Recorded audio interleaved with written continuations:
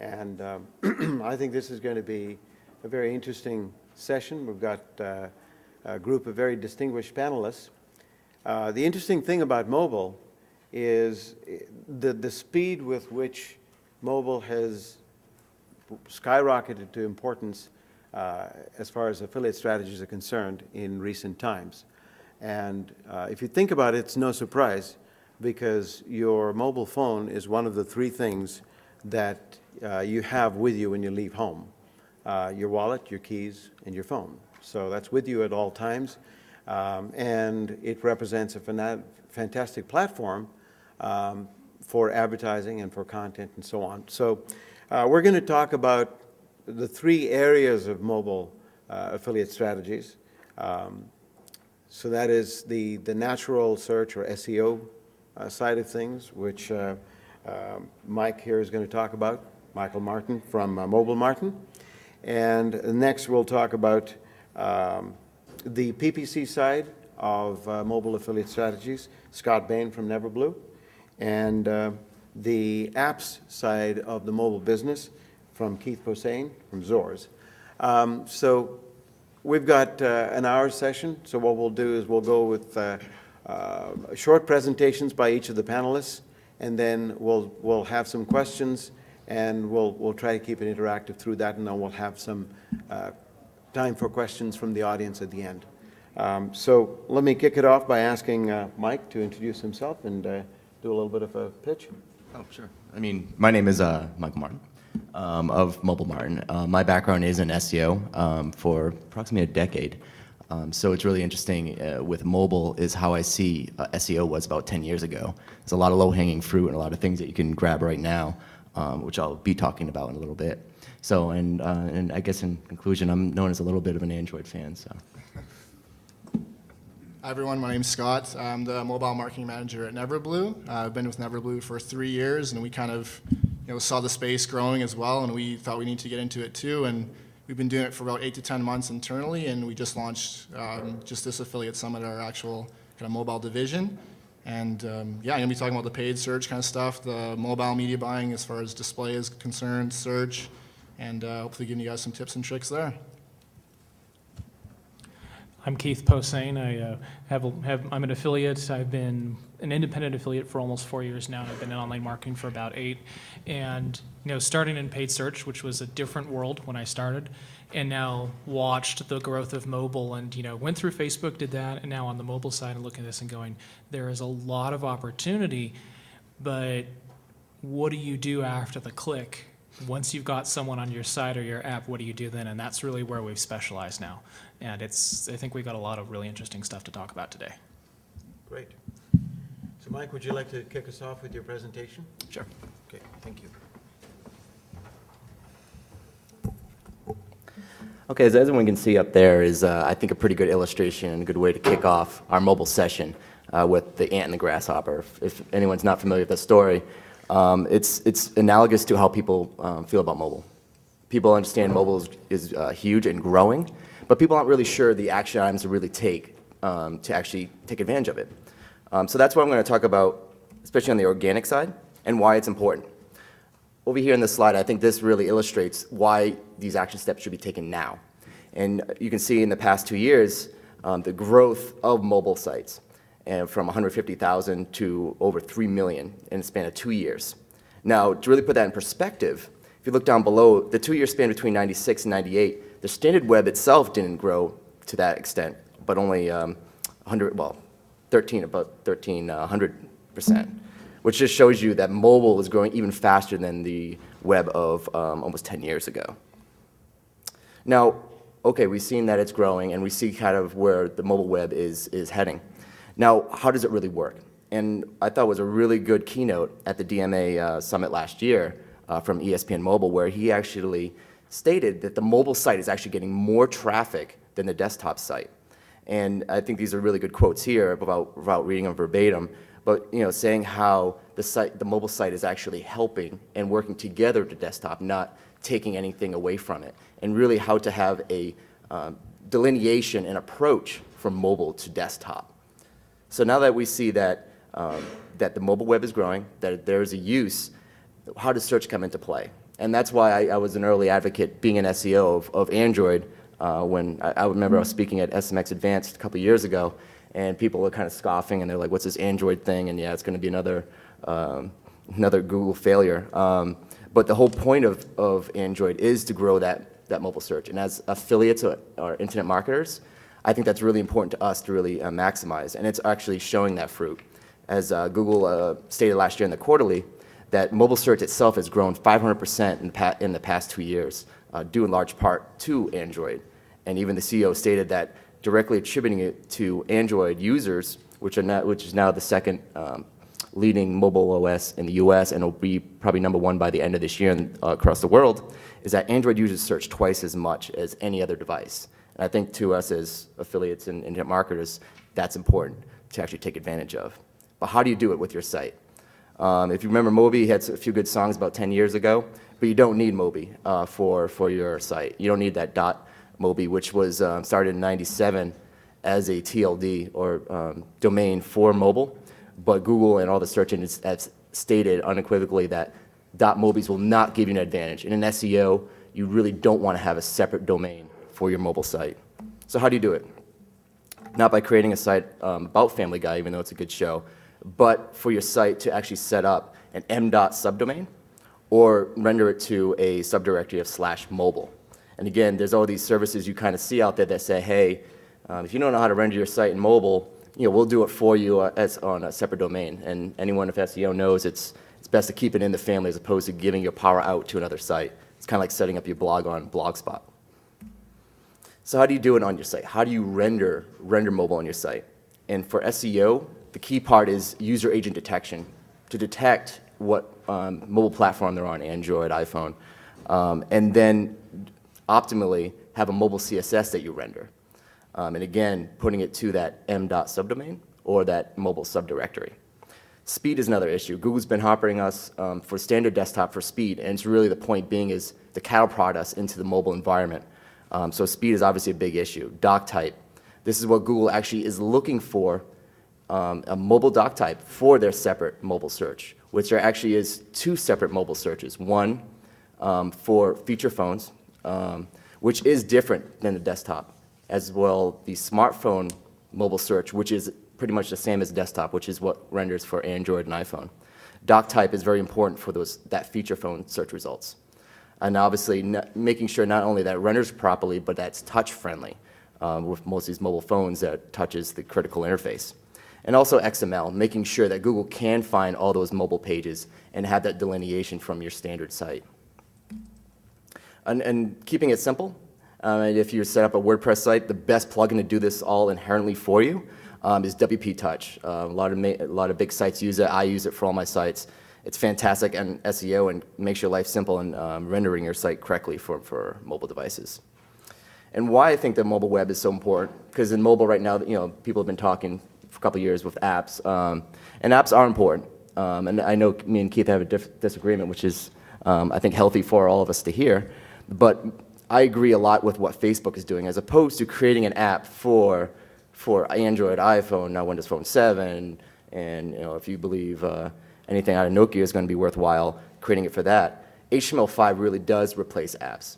Not only rendering video and sound, but the fact with HTML5 you can actually run things offline, which is critical with apps. And it just keeps it simple, so you program once and done regardless of a device. And how do you really put that all together? As you look here in Domino's, what does this look like? And this is their mobile website. It looks like an app, but instead of creating it again for Android, iPhone, it's on the web. People really aren't going to be using a Domino's app. So this is a really smart approach that they use that is, again, looks like an app, very touch-friendly, and works very well for Domino's. Pizza works really well for mobile. And then putting it all together is how do you know you're on firm ground? And even I know people within Google engineers, they actually use this to check their mobile readiness, and it's Moby Ready, which is a really good site to tell you any issues you may have with your phone as far as your site rendering correctly. So with that being said, is we have a couple great speakers that are going to be going on the paid side as well as apps. And thank you very much. Thanks, Mike.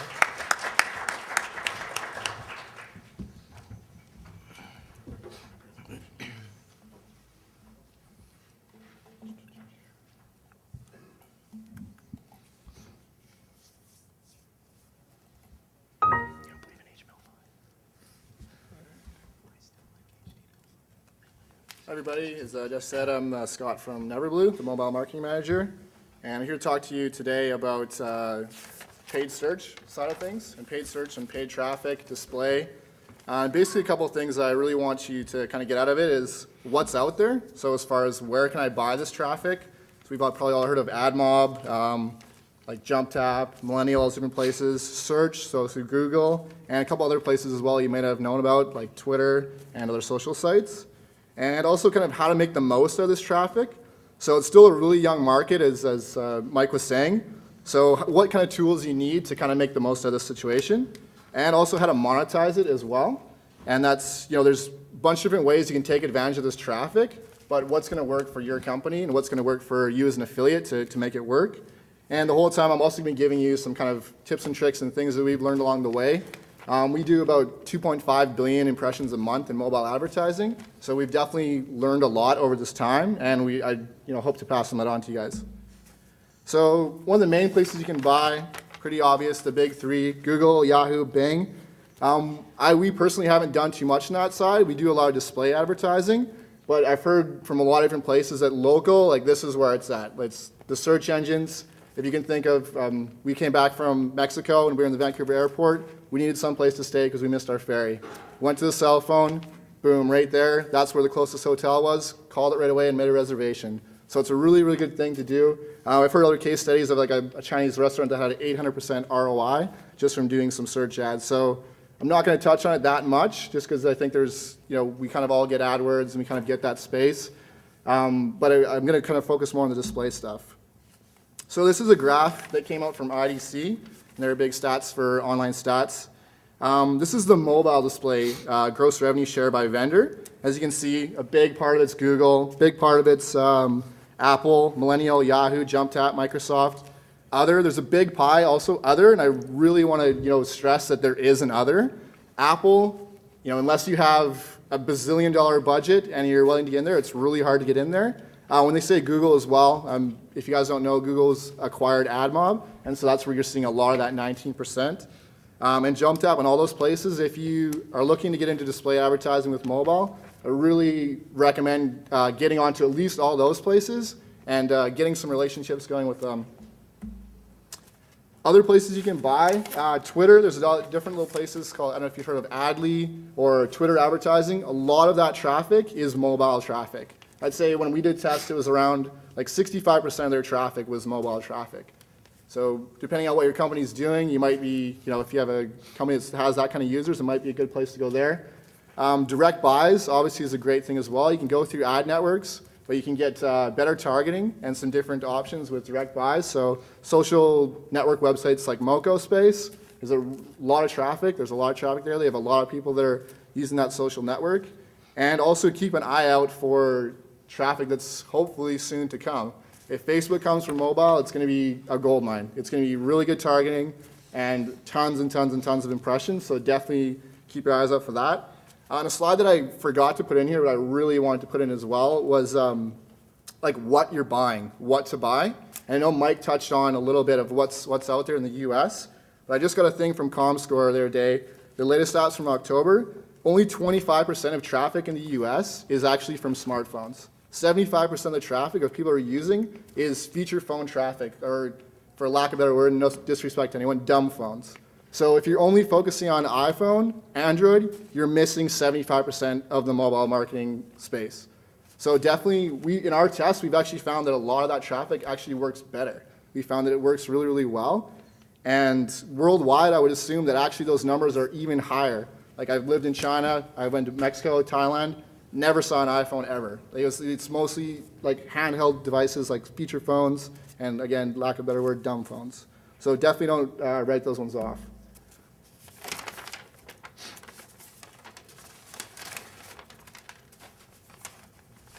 Optimizing your traffic, really, really key. The biggest thing you need to take out of this is you need to invest in some sort of tracking or analytics tool. If you're doing display advertising, we're all affiliates. We've all done, how many people have done display advertising in general? Just regular stuff. So you guys probably know it's very similar. Mobile is very, very similar to that, but add about 25 other variables that you've never seen before. Now I've done search, I've done social, done display, and I can honestly say it's the hardest traffic to optimize because there's so many variables. There's OS, there's carrier, there's handset, and how do you target a single mom on a mobile device? It's really hard because you're just targeting through those variables. I expect it to get better in the near future, and I've actually just talked with some people this weekend that we are going to see advertising networks getting a lot better at that. But as of right now, you really need to track things, and Mike touched on it as well. The user agent data is really important. So tracking back which carrier you're getting traffic from, what's converting as well. You need to track it down back to that. So that's a really big thing. After that, I would say that making relationships is also really, really important with all these ad networks, and I put in the AKA spending money because, as we all know, the more money you spend, the better your relationship gets with most places. But, do yourself a favor, be friendly, get to know these people, and see what they can do to help out your business.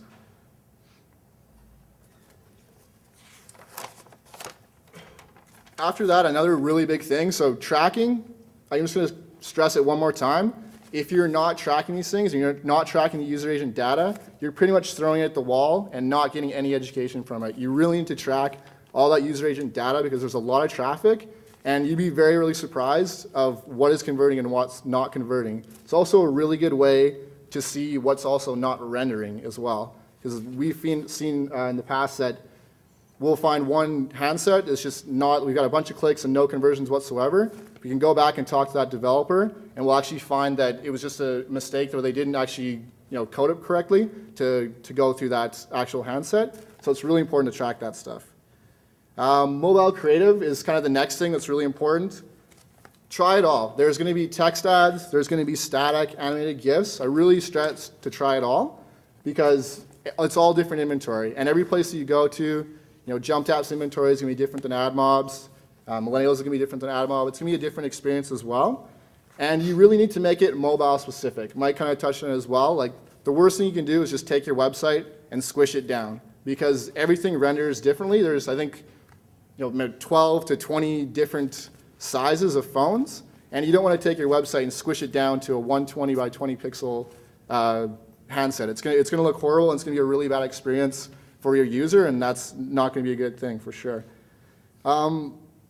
Actually, I don't know if you guys have ever been to an AdWords for Success seminar, but the biggest thing that I took out of the one that I took was that know where your user is in the buying cycle. It's really, really important in all marketing to know where your user is in the buying cycle.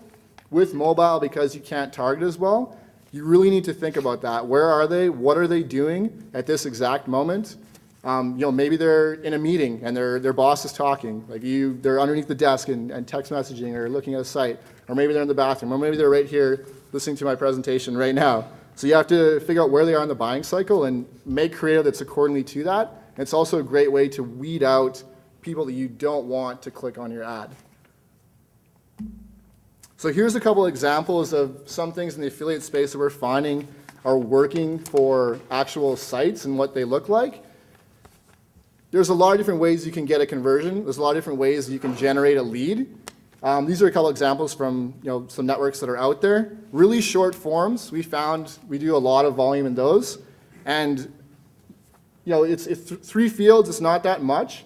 So one thing we've actually been dabbling as well is taking a data enhancer. So not only getting the data and actually from that number, that name, that last name, finding more data that correlates to it, and making more value in a lead. So a name, last name, and a phone number might not be that valuable, but if you can get a data enhancer to enhance the data and get more data around it, you can actually, we found this to be remarkably a lot better and a lot easy for our advertisers to monetize. So here's just a couple examples of things that are out there. Another big one, I'm sure you kind of all heard of it as well, is click to call. So that's inbound calls going to a call center. If you're an advertiser and you have a call center, Really, really big in the local side, like the example that I gave in the hotel. Like directly, I clicked on the ad, I phoned the hotel, I booked a thing. It was apparently the conversion's just crazy. I have not done that much local stuff, but in the display side, it's also working really well. A couple things to be wary of though is we've kind of coined it the OMG factor, and that's when someone clicks on the ad and they're like, oh my God, this is actually calling me right now. So you're gonna get a lot of calls, you're gonna get a lot of people clicking on your ad, and then immediately after, like dropping the call because they're like, oh my God, this actually just called. So you have to, again, take into consideration where your person is in the buying cycle. Maybe you just want to give them a bunch of information. You just want to give them a bunch of information and then a phone number underneath where they can click if they want to and call. And actually we found also giving options, like this proactive one's a good example of you can order it right now or you can order it right now on the phone. So you could do it on your mobile handset or you can do it by calling in. Another one too, depending on your business, we've also done a lot of this as well, which is email bridging. So if you have a company that's really good at monetizing the traffic through email, so companies like Groupon, Living Social, that's basically is their business, is email. You can generate leads through these people just by getting their email address, and then afterwards they take it and monetize by emailing the people, getting them to buy their deals, or getting them to buy their flowers. A really important thing that I forgot to mention as well is that we found anything more than 4 fields, unless it's really entertaining, like you're giving a quiz or you're kind of cycling through the cycle, it can't be done. You can't do any more than 3 to 4 fields. People just lose interest, and especially if they're on a little feature phone. If you're asking for 20 fields, there's just no way they're going to be able to do it. It's going to look horrible, and people just aren't going to do it. They drop off. So as we were saying before, it's kind of in its infancy right now, the mobile marketing. So there's a lot of other options of things to do. Those are just a couple that we found, some conversion paths. I talked with somebody last night, and he had a really cool idea, or not an idea, what he was actually doing for SMS and putting in ads in SMS and monetizing by text messages. There's also Phone Me as well, where someone puts in their phone number, it routes through the technology and gets to their call center, and they call them back. And we've had a really good success with that as well with one of our bigger clients. And applications. Keith's going to talk about that a lot more, so I'm not going to dive into it, but a lot of the iPhone traffic, a lot of the Android traffic is being purchased by app developers right now. So it's a big market to work with them. If you're an affiliate, you probably have a lot more skills maybe than they have as far as marketing their company. So definitely those guys are good to talk to as well. So kind of in conclusion, things to take away, there's lots of traffic out there. As I was saying, we were doing 2.5 billion impressions a month with this. There's so much traffic, and it's only going to continue to grow. Smartphones are only going to continue to grow. Don't forget about the feature phones, though, because there's still a lot of your traffic. And track and analyze everything. There's like Wurfel, if you guys have heard of that, but it's a database of user agent stuff. You can use that, and it will tell you everything you need to know about what is coming through, so your OS, your carrier, and track it back to conversions. And do the affiliate marketing thing, which is test, test, test. Test it out if you want to cast a wide net and try everything and then just chisel away, or start small and kind of go broader as you go. But definitely testing everything is a really important thing to do. So yeah, it's the end of my presentation, but definitely if you have any questions, I'm always willing to help out. So you can hit me up on Twitter, or through Neverblue, and I'm going to pass it over to Keith. Thanks, Scott.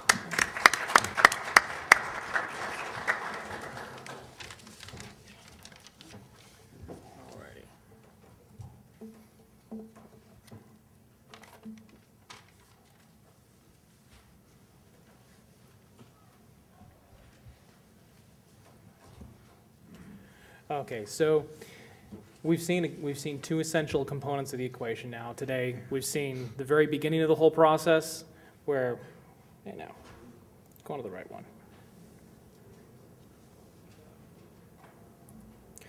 Pardon, I think that my PowerPoint doesn't like me.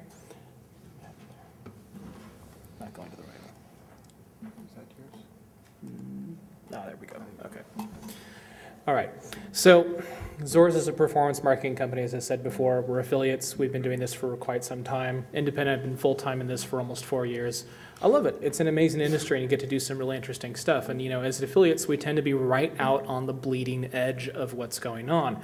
often well ahead of everyone else in the space because our singular focus really is, to put it simply, making money.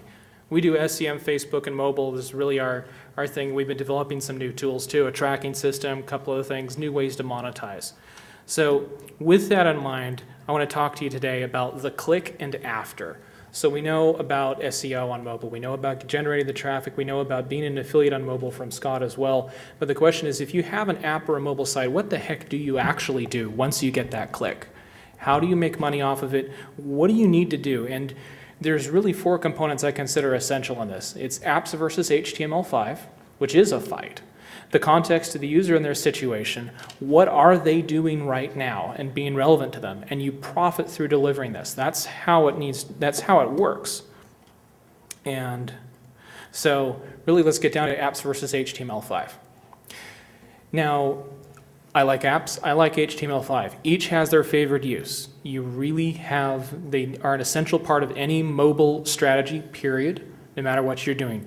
But they are very specific in how you should use them.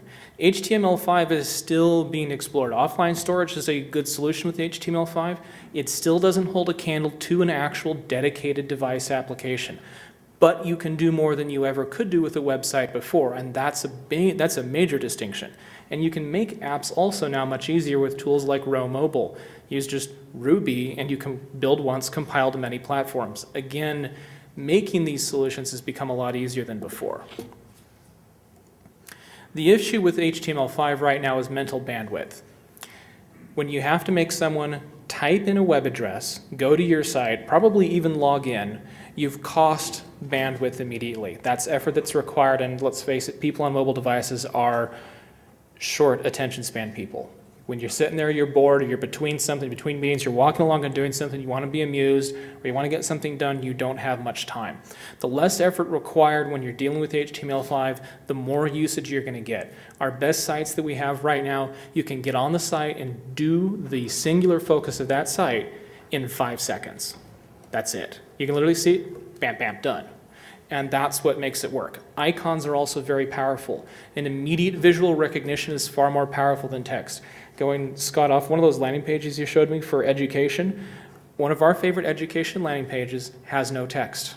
Or excuse me, the only text on it is the name of the university, nothing else. The conversion rate on it is beautiful. It's things like that. Really understand what it is that's going to work. The other thing too is make for as many platforms as you can. Just a general rule, if you pass a platform, you're leaving money on the table. Make it for dumb phones, make it for smartphones. Don't pass anyone up. And if you can't afford to make a dedicated app for a platform, then make an HTML5 version and route them there. Don't lose them. The more reach, the more users, the more money. And now Android is growing rapidly. I still prefer, in terms of app development, iPhone, Android, BlackBerry, Windows Mobile 7, HTML5, kind of in that order, but I think now you could even say keep HTML5 in your stable no matter which ones you haven't finished yet. But the biggest part of this as an affiliate I found for doing anything is context. It comes down to that. It's the most critical part of any equation. What is the user doing?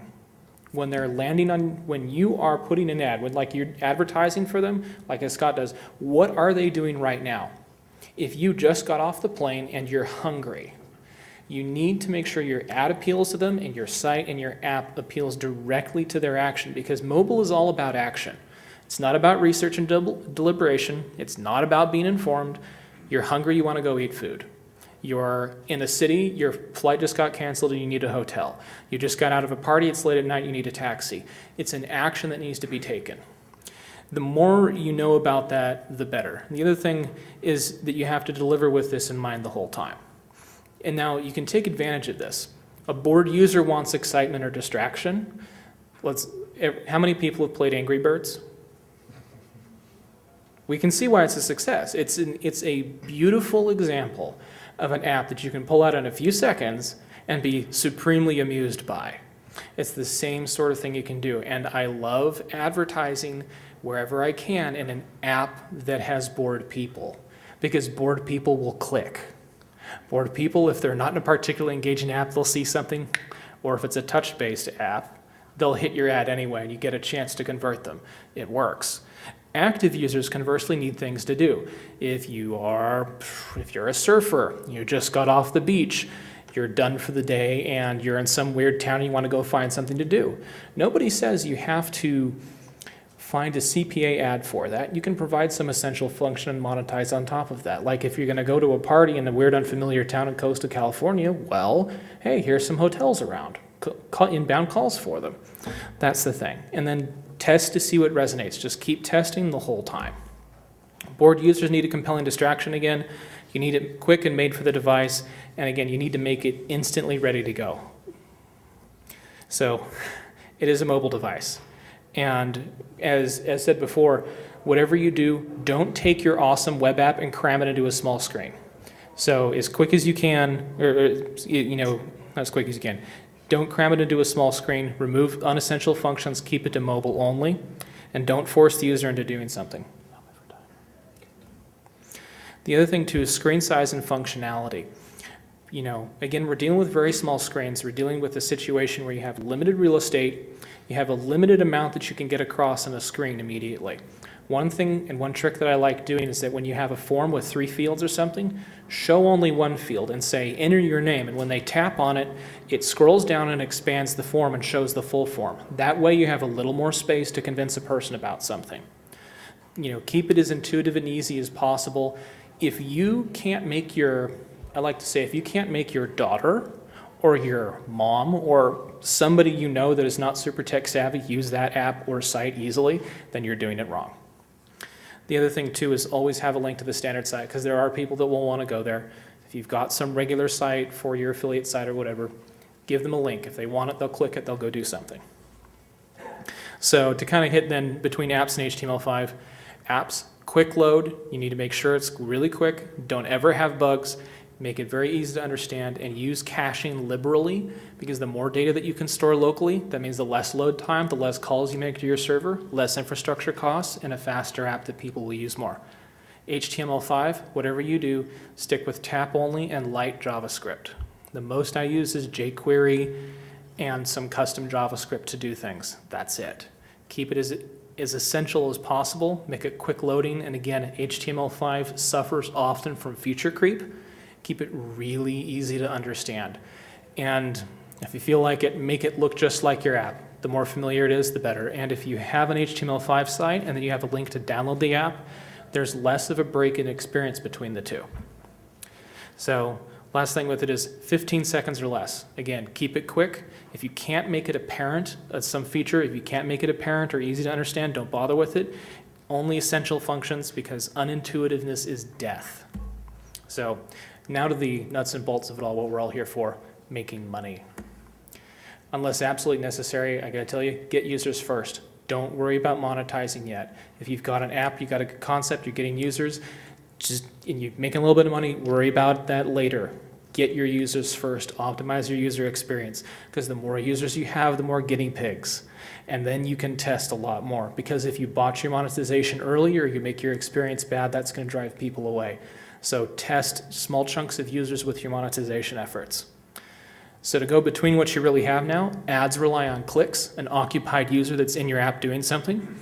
Pay per call, I love it for mobile. It's hugely effective and it can be a gold mine, but it has some caveats. CPA is a growing space with a lot of options. There's a lot of stuff you can do, but it's really, in terms of market maturity, it's not even at the toddler stage yet.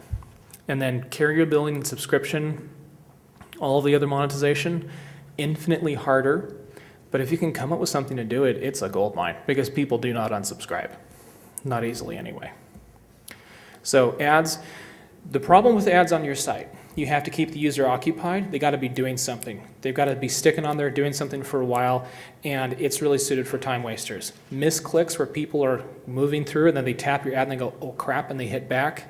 It's a waste of money, advertisers' money, and your eCPM lowers.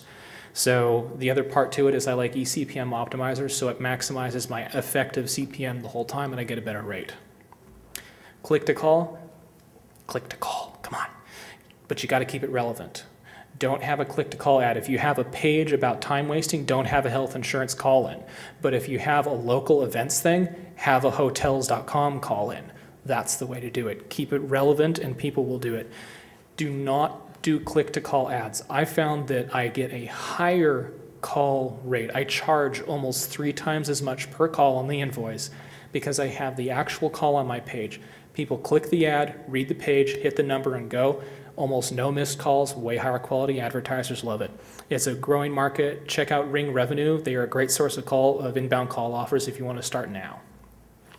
CPA is still in its infancy again.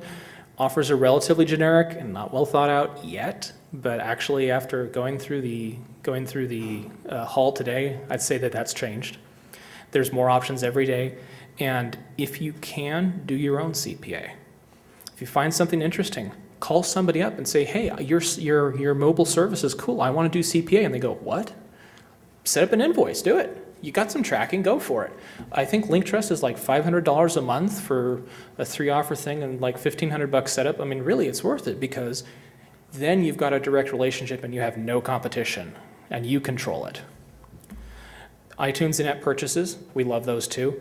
If for our app development, we started an entirely new company, a ton of our monetization hinges around it, and we know some people that are making bank off of it. There's a mobile MMO on iTunes Store that makes an unbelievable amount of cash off in-app purchases. You buy an electronic sword for 99 cents, and 10 to 15-year-old kids buy this like crazy. 30% does come off the top by Apple, though, but it is worth every ounce of effort to set up. So finally, be platform agnostic. Develop for everything. I may be more of an iPhone fan, and Mike may be more of an Android fan, but I think we both agree that in the end, don't let it color your perception. Develop for everything. Don't pass it up. Make sure, again, that your experience is relevant and compelling, and make for the device and for being on the go. Don't try and make an app that is for sitting down and researching, because really people, I've done enough advertising of it to tell you that people don't care. They really aren't interested in it. They're a small fraction of people. Users first, monetize later. Some really tools that we love RoMobile. GrayStripe has been very good to us. Same with AdMob, all the others. Ring Revenue, again, we love for inbound calls. They are great. We're seeing them going through CJ. They've got a great setup and really now starting to get some good stuff done with them. And buy one device of each platform. If you can, I've got a couple of friends and all my employees, we've got a bunch of Android phones now. We've got all the different iPhones and we can test everything. So that way you don't find out later after your ad's been running that it looked like ass. And that is it. Hit me up anytime on Twitter, anything if you guys want. This is an interesting and rapidly growing market. And I think that everyone here can see that there's a lot of money to be made and a great opportunity. Thank you.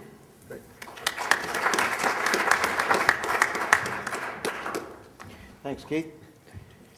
So let's talk about some of the interesting things that we've discussed just now. By show of hands, how many of you folks are affiliates that use the mobile platform? Okay, not a great deal. How many of you are publishers or vendors that use the mobile platform?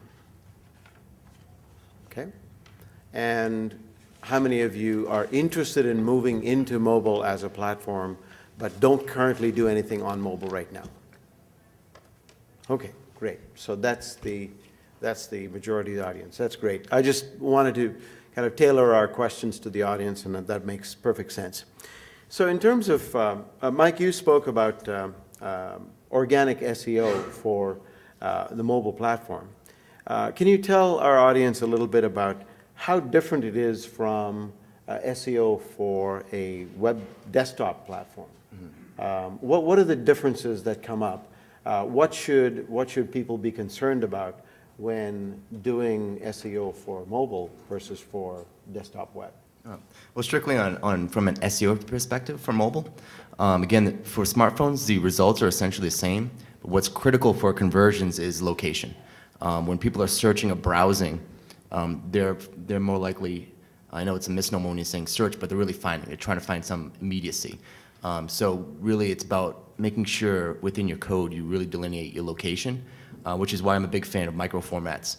Because within micro formats, you can actually put your latitude, longitude in the background, and Google is going to start really incorporating that as far as your location. So beyond just your address, when you put your latitude, longitude, that really does have a triangulation as far as where the vicinity of that person. And that's what's really critical when people are finding when they search on a mobile device. Cool. Now, in terms of how the search engines present themselves on a mobile platform, for example, Google, you have mobile apps that you can use on Google to search, et cetera. How significantly do the performance of the search apps on mobile platforms differ from desktops? Or do they differ at all? Are they pretty much the same? You mean searching on a mobile device as Right. opposed to, okay, just Yeah. the apps kind of throw me out. I think it goes back to what I was saying earlier. It's really about immediacy and finding, and again, location is a critical piece to that on mobile search. Cool, thank you. Now, Scott, you were talking about PPC. Now, PPC on mobile as opposed to PPC on desktop web. Are search terms on mobile cheaper, different? And can you segregate your campaign for mobile only? Is that a way to do that? Yeah, like as I was mentioning before, we don't dabble in search that much. We do a little bit there. It's a little bit cheaper from what I've seen, but as far as display, it's a lot cheaper. That's kind of like the biggest thing for display is that it's a lot cheaper. We're talking, like 10 cents a click, like around there, rather than like 30 cents a click. It's just trying to find the person, and the targeting isn't quite there. Like with search, you can target a lot more, which is why you're going to be paying a lot more. But it's cheaper. It's just trying to get the market and try to find your customer within, kind of the needle in the haystack, and that's why it's really important to track that stuff. Great. And is tracking on mobile easier? Are there tools available? It's definitely not easier. That's for sure. We've actually invested a lot of money into our own proprietary stuff, and our technology team is really great in that sense. But there are some things out there, like Keith mentioned, Ring Revenue for tracking calls, and they have some pretty crazy technology. They could actually track to a keyword in a call. So if you wanted to have a conversion scale, say 3 to 1, where 3 was they put in their credit card and said, thank you, they can actually track in that phone call the thank you and say, hey, that was worth 3, or if they said nice to meet you, they track the time as well. So there are some third-party things out there. I definitely recommend, if you don't have the ability to get that stuff, to outsource to some place that has it, and find some sort of tracking thing. I'm sure it's gonna be coming soon. I'd be very surprised if say Prosper or something like that does not come out with an add-on, or I'm sure there's somebody hacking away making one right now as we speak. Yes. So there you go. But you definitely need to have that stuff, and it's really important to have it there. Okay. And Keith, in terms of apps, from an affiliate perspective, let's say I'm an affiliate, I'm looking to promote a few offers, and I'd like to try and use mobile as much as possible. How do I integrate an app strategy into my affiliate marketing plans? Or do I just advertise and not worry about apps? You can always advertise and not worry about apps. And, it's one part of the strategy. If you want to just do CPA and do ads, you can do it. The advantage when you have your own app, let's say you come up with a unique concept. It doesn't have to be any super great shakes, but you can always buy installations and push your app if you want. If you can come up with a useful app, fulfill a need and a purpose, hire a developer. Get them to use RoMobile and make for all the different ones at $20,000 for it. But what you can do from that is then you have a source of traffic. You have people that you can track, you can understand them, and you can optimize in your app for them and monetize them in a particular way. We like conversion paths in our apps. So our developers sit down and we figure out how do we run people through a life cycle, and at which points do we monetize them in the app. That's the thing you think about. So design for monetization, but at the same time also understand that you have more power when you have your own app because you control the traffic. You're not relying on anyone else. You paid for that installation, and now you've got the user. I'm just going to add in there too, for when you're trying to promote your app as well through advertising, definitely you want to think of that critical mass as well. As Keith was saying, you want to adopt users right away. If you can advertise right away and hit that critical mass where it's kind of SEOing on the iTunes store or the Android store, once you get it onto that list of the hot things, the hot apps, you're going to exponentially grow your user base like really, really fast. So if you're thinking of making an application, definitely think about subsidizing, take some of that budget and put it towards advertising because you're going to get a lot more users that way. Yeah, actually, to follow up with that too, if you get on the top list, that's good for, I'd say, about 100,000 app installs a week. You can buy your way onto the list. It's a lot harder than it was now, but you can do it. And there you've just lowered your CPA once you've just gotten yourself on that list. Okay. Now, for an affiliate, and let's say, once again, I'm an affiliate, I'm trying to promote some offers. Why would I create an app? Is there a particular benefit to creating an app over just directing people from their mobile platform to a website? In a way, we started with HTML5 for some things. We came up with small microsites that fulfilled a specific purpose to find out, will people use this? Use that as research to then go out and make the app.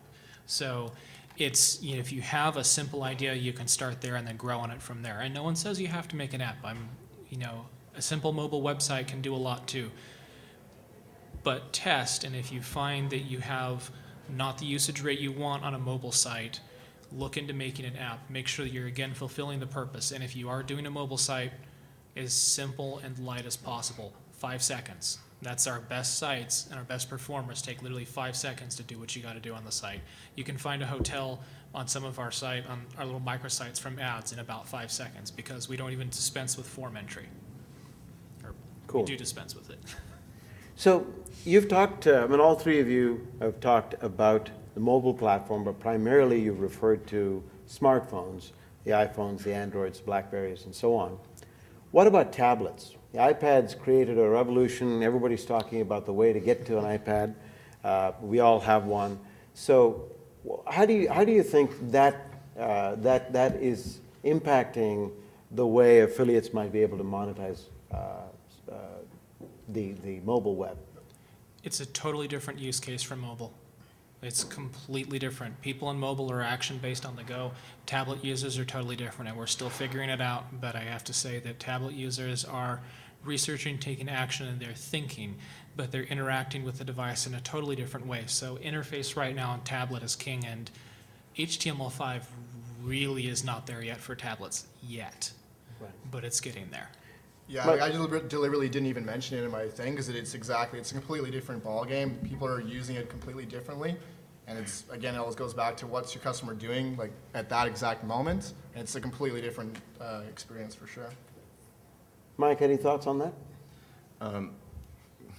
Contrarian view, perhaps? Yeah, I'm not a big, especially in the mobile space, they're correct. I don't truly see tablets as that.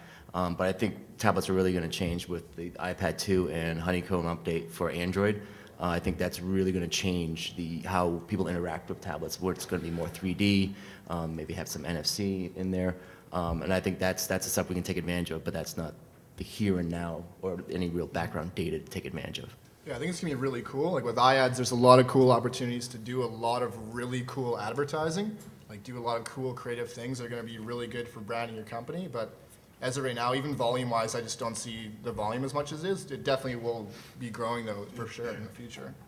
The one thing I've found for tablets right now where we're very happy is really narrow location targeting. Get down as close as you can, have a site resolve and ask for location and go from there. And that's, again, look, I'd say tablets are even more location dependent than anything else, even smartphones. Because if you're sitting in an airport, there's very few things a person is doing when they're sitting in an airport. So if you can tell they're there, serve to that need. Great. Well, we've got about 10 minutes to go, so let's throw the floor open for questions. Unfortunately, the text and Twitter question system doesn't seem to be working in this room, so we'll have to fall back to the tried and traditional shout your question out from the back of the room, or we'll send a microphone out to you. We got a mic. Yes, sir. Any tips about QR codes that everybody see where they're going and anybody using the QR, the square barcodes? Yeah. It's big in Japan and it's coming up more. And what's interesting is, I just wanted to say it. Yes, I will repeat the question. Any tips on QR codes? The small three-dimensional square barcodes that you get in books and magazines and so on. It's like Scan Life and stuff like that. I know people are kind of taking advantage of it in internet marketing world for like baiting, because as soon as you click on that QR code, it sends you to that location or it automatically does an action. So if you're trying to encumber your links, I know some people have done this because that's the next part of SEO is beyond links is like baiting, creating more likes, and using QR codes because it'll automatically like it, even if a person doesn't truly understand what they're doing on that when they scan it in. I don't know. It's kind of like a black hat tactic, but it's being manipulated right now. Well, I think we are in the infancy too. Like we've talked about a bunch of different things, but I mean that's one thing to try is the codes like that. I've seen a lot of branding advertising with that. Switching it over to a media like here's the photo, take a look at the actual action as it occurred, which is pretty neat. And it can bring about an even better branding experience when you're actually talking to the person that's in the ad or in the thing. It's pretty neat. We've done one thing with QR codes, and we've done games using QR codes. It's a weird one, but it works in of all the places, Chile. Go figure. Cool. It'll be big. It'll be bigger as this year. The U.S. should hit about 50% smartphones, and that's when QR codes really be effective. That's why they're so effective in Japan. Right. You had a question there. Yeah. So I have two questions, but the first one's for Scott. You mentioned that you use some data enhancers, and could you talk a little bit about what those are or where we would find those? We've definitely dabbled. There's a bunch of actually places out on the floor that today we've talked with a few of them, and it's basically if you've ever done any email marketing, it's kind of the same thing. You would take the data the field submits, and what they do is they run it across like a bunch of different databases that they have, a bunch of different sources. So say if you put in the phone number, they can actually collect information around that actual person, like who they are, sometimes as much as what their gender is, if they've have a database that is linked with their Facebook or whatever it is. It all depends on who you get it from. There's a lot of them out there. I definitely recommend walking around the floor tomorrow or later on today because there's a lot of them out there today. I think it's about 5 different places. Okay. Cool. And the second question was around, you mentioned, not Scott, Keith, sorry about that. The click to call on, you said that there's some rule around where on the page you use, or do you use a jump page or something like that? I think I missed that. Yeah, we've avoided click to call ads specifically because we found again, and in a way too prominently placed a phone number actually lowers our call quality. So we typically will put that number, so it's not so obtrusive that it's going to get accidentally hit, because if someone accidentally hits it and then goes, no, I don't want to call, they're not coming back. But at the same time, it's a balance. Test again, see what your call quality is and everything. We work mostly directly. We've just started working with Ring Revenue, and we charge a lot more for calls because when they go through a jump page, they've vetted it. They've committed to the action, so they're far more likely to stick on that call and go through the steps, go through the menu, and actually buy whatever service it is. And that means, you're going from $30 a call to 90. Yeah, I'm just going to say that as well. Like the ads that they're offered, like AdMob offers like a click to call right in the ad.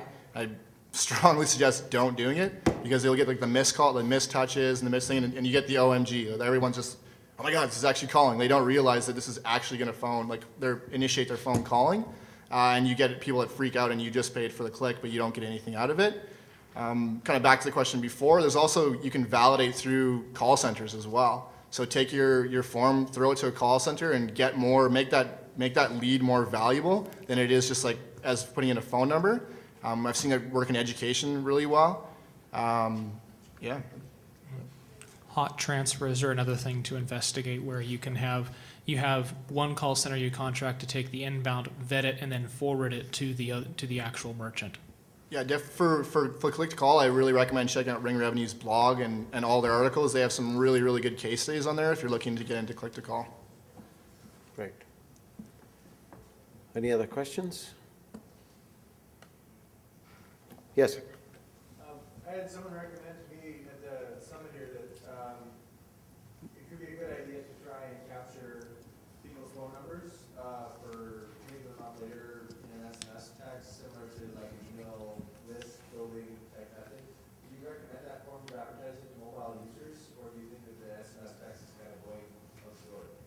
I personally haven't done any of that. If I might repeat the question, just Sure. for the audience. The question, if I got it right, was somebody was recommending that you capture people's phone numbers so that you might be able to send SMS text to them later on to market to them in that fashion. Is that a good idea, was the question. Did I get that right? Yeah, if that's still a trend or if that's. Okay, got it. So if SMS is still a valid trend to use as a marketing effort after the initial contact. Yeah, and I mean, with affiliate marketing, the more information you have, the better. Like, you can monetize that information yourself easily. Same with, if you put in an email, like, I'm pretty sure you could find an email that you could send those people to monetize them. It's kind of the same thing with a phone number. If you make a list, and especially if you can, just like email marketing, make a bucket with that list where it's, you're targeting single moms, when you have a phone number of single moms, you could probably send a bunch of different offers or SMS them that offers. And if you can make more inventory for yourself, I would definitely recommend it. Well, first and foremost, maybe make sure it's an opt-in instead of just taking it. Definitely, definitely do that. There's going to be a bunch of different restrictions around how you can do it, and that's a good point. We actually really talked about that at all, really, but is like some legal stuff around it. Billing as far as that goes as well, like the carriers and how they relate to that is also a thing you definitely need to look into. They have restrictions around it for sure. We haven't done much with the SMS, but we know one company that does, and they found really good success when you don't directly SMS or you don't start just offer sending. Your very first SMS is both a reminder and information about what messages they'll get, and that lowers your opt-out rate. I definitely recommend that for the email bridging too. Like, definitely recommend it, bringing a rapport with your customer rather than just saying right away, like, boom, here's your diet pill. Like, you want to kind of big them out of rapport, say, hey, what are you trying to do? Like, how much weight are you trying to lose? Like, we're going to work with you on that and bring about some trust. I think it's always going to be, trust factor is always going to be the case with online and mobile advertising. But it's definitely not going away because, again, it works across all platforms. And also, I mean, again, when you have that opt-in, it's really good for getting messages because anytime anyone gets an SMS, you are going to view it even if you delete it. So it is still effective. Yeah, I've heard engagement on SMS is crazy, like really, really good. Like people, it's, open rate on email, it's apparently way better on text message. Like people look at it. Yeah, it's apparently ridiculous. So if you can get them with the right message and make it work, I definitely would recommend it. Yes.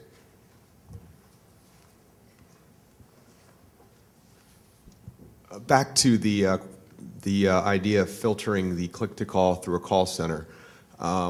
If you could briefly just go into what would happen after the call center, how would the lead get passed to the client, ideally, or how would that work?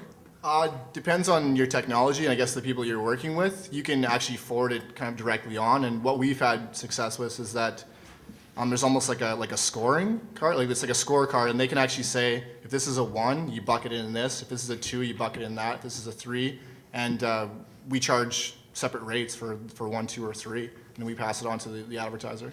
Okay. We have time for just one more question.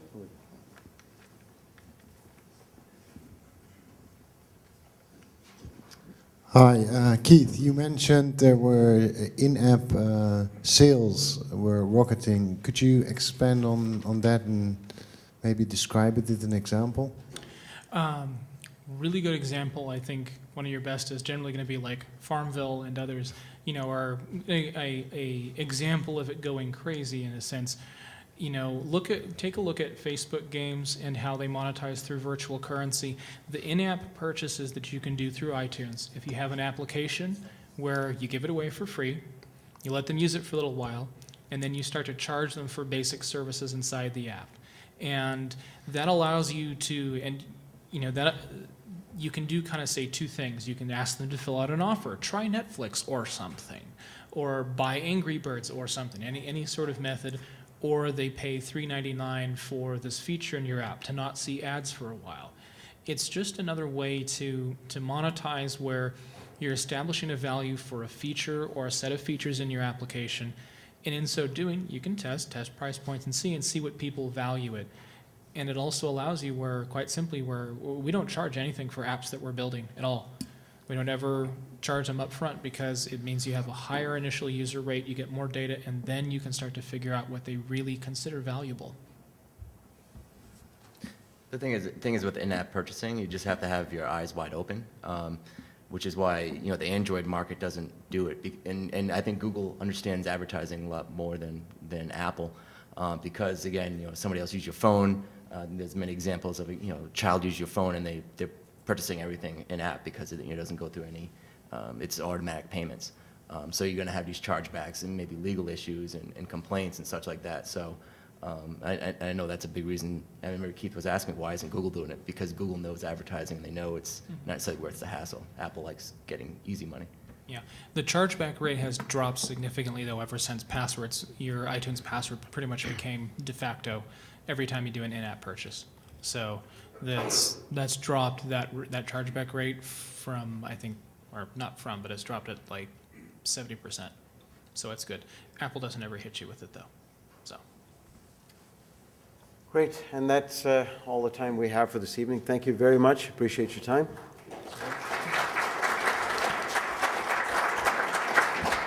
And please fill out your feedback forms if you would. Thank you very much.